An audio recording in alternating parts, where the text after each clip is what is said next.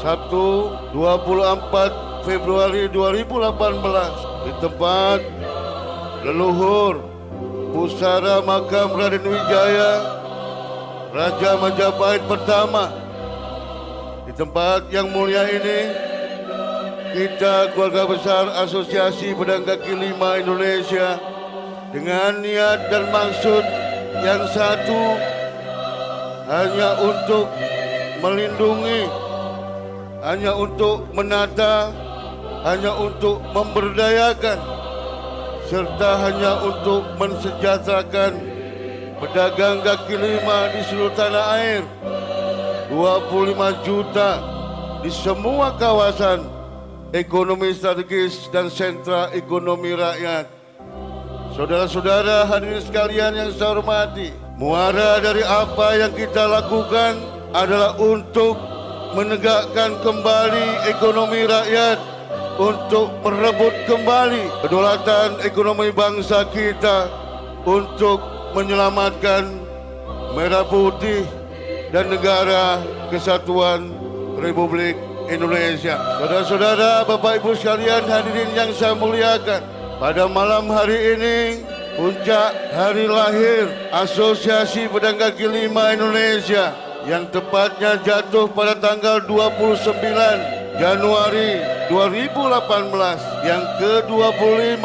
Kita hadir di tempat majelis yang mulia ini dengan niat yang tulus, komitmen yang tulus dan ikhlas, hanya untuk mengabdi, hanya untuk mensuri tauladani para leluhur Nusantara, para pejuang dan para pahlawan bangsa kita.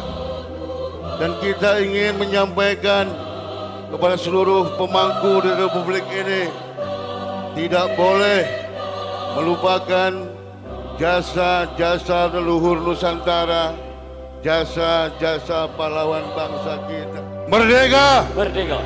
Merdeka! Merdeka! Merdeka! Merdeka!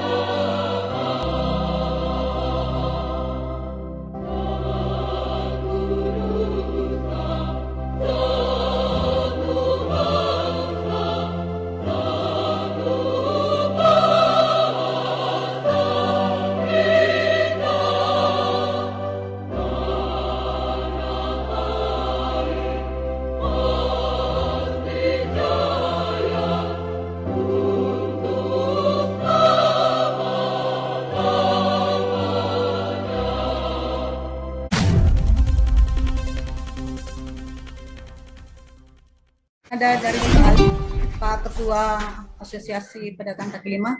Iya, terima kasih.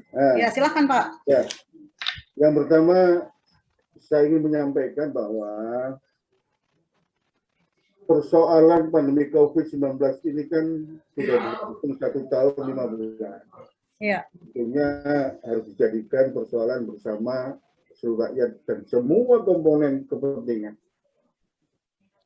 Saya hanya menyampaikan kesekian kalinya di berbagai kesempatan bahwa pemerintah sudah waktunya melibatkan tokoh-tokoh, pimpinan-pimpinan di sektor kecil yang selama ini memang yang mengetahui, memahami rakyat, pelaku UMKM, baik itu yang di pasar dan di kawasan industri dan yang lain. Oleh karena itu, saya sepakat dengan Prof bahwa yang paling penting hadirkan tokoh yang saat ini memang didengar sama rakyat. RT, RW, Ketua Paguyuban Pasar, Ketua Paguyuban Pedagang kaki lima, terbangunlah sebuah kesepakatan. Ini nggak bisa kita dorong impresif dari bawah, dari atas nggak bisa. Karena membutuhkan sebuah hadirnya sosok yang hari ini didengar, disegani oleh masyarakat. Oleh karena itu, pelibatan RT RW, kemudian pelibatan pemangku kepentingan, misalkan Asparindo di pasar A, Apli di kawasan industri A, itu semua berkolaborasi.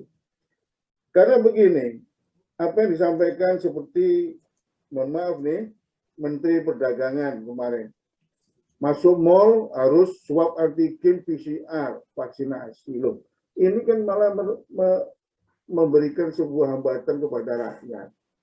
Kita mengambil kebijakan itu harus tahu tolok ukurnya. Tatkala vaksinasi belum mencapai herd immunity, surat vaksinasi tidak boleh dijadikan persyaratan apapun. Yes. Kecuali sudah 70%, 181 juta sudah disuntik 2 kali, silakan masuk pasar atau bawa surat vaksin, silakan itu. Sepanjang ini belum, itu tidak boleh jadi syarat. Apalagi swab antigen PCR. Swab antigen ini Kemenkes juga harus menjelaskan. Seperti tadi dikatakan banyak kebingungan, seperti Pak Syafri bilang. Mohon maaf ya, tata kelola pandemi COVID-19 ini banyak membingungkan rakyat, membuat panik sindrom rakyat. Kenapa? Karena sumber informasinya tidak satu pintu melalui lembaga yang mendapatkan otoritas perundang-undangan Republik Indonesia ini. Seharusnya satu pintu lewat Kemenkes, yang lain nggak boleh ngomong. Selain Kemenkes, tidak ada yang boleh ngomong tentang prevent, promo, treatment, vaksinasi COVID-19. Itu baru rakyat tidak bingung. Oleh karena itu, saya minta Kementerian Kesehatan bisa meluruskan informasi. Mohon maaf ini, Mbak Danawati, kalau Mbak tanya pedagang kaki lima atau warung Tegal, warung Kelontong, sebagian besar takut divaksin. Karena mereka dapat informasi yang distortif, yang tidak bisa diluruskan oleh pemerintah. Oleh karena itu, sejak tanggal 2 Agustus kemarin sudah saya minta satu pintu. Waktu saya di Indonesian Town Hall Metro TV juga saya minta satu pintu. Hanya Kemenkes. Satgas COVID pun tidak boleh ngomong tentang vaksinasi, tentang obat COVID-19, tentang prevent, promo, dan sebagainya. Karena kalau itu yang ngomong tidak ahlinya, akan dibantah oleh yang lain. Sekarang ini siapa saja bisa ngomong di media sosial. Tapi pastikan ini dari Kementerian Kesehatan. Diluruskan.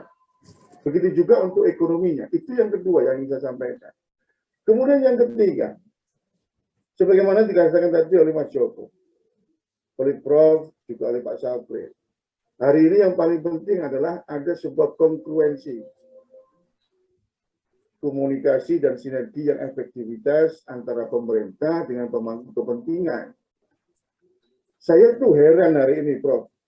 Saya tidak pernah mendengar, saya ini ahli kekebalan tubuh, ya Pak Ali, ada senior atau profesor yang menjelaskan tentang detail virus COVID-19 itu apa.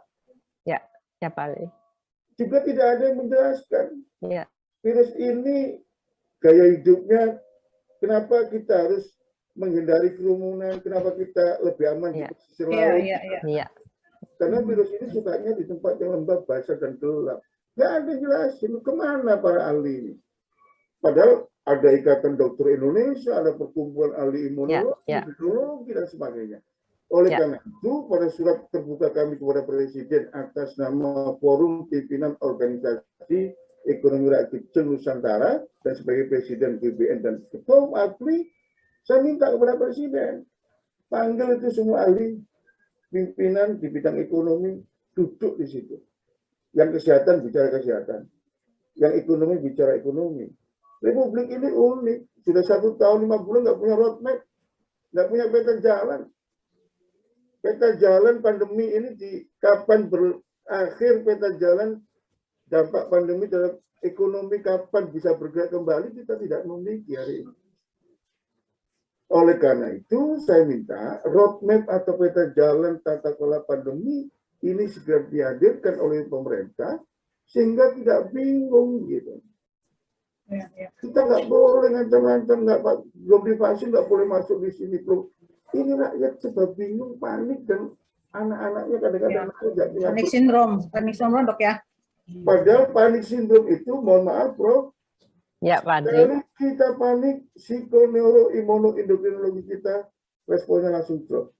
Iya, iya. Ini yang banyak menimbulkan kematian di rumah sakit karena semua rakyat kita melihat foto-foto, video di media sosial tentang rumah sakit dan pasien itu sudah takut duluan dan memvonis dirinya akan meninggal. Jadi penyebabnya bukan apa-apa. Karena respon perubahan disampaikan oleh Prof tadi, 14 hari dan perubahan antibodi itu drop. Sehingga virus multiplikasi masif, terjadi pneumonia masif, terjadilah kondisi yang fatal. Baik. Jadi edukasinya harus lebih mendasar ya Pak Ali. Mendasar dan harus satu pintu, Prof. Dan harus juga mereka ditanyakan menurut mereka mana yang mereka gampang tertular. Mereka lebih tahu betul. Saya setuju sekali. Pola Pak Ali itu helikopter view-nya bagus. Terima kasih Pak Ali. Ya, jadi saya ini punya pengalaman, Prof. Ya. Menjelang Lebaran 2021 kemarin. Di Tanah Abang, di Pasar Tegal Gubuk, Cirebon, saya mendengarkan itu pedagang, konsumen ditanya sama wartawan. Mereka sampaikan bahwa kami ini sudah bisa menjaga diri kami dan keluarga kami. Selalu pakai masker, selalu bawa hand sanitizer. Oleh karena itu yang paling penting pemerintah hari ini, Prof, rakyat dan bangsa Indonesia menunggu kepastian dari pemerintah. Kapan pandemi berakhir, kapan ekonomi berjalan efektif, dan menunggu informasi satu pintu. Gitu. Loh kalau Menko Perekonomian, Menteri BUMN ngomong vaksin itu kan orang juga siapa yang percaya tidak ahlinya. Ya, harus mohon izin Pak Ketum, gitu. waktu Saya kira tinggal itu 8 yang menit bisa lagi. disampaikan. Ya, terima kasih. Ya. Ya mungkin masih ada tambahan, Prof. Nelly.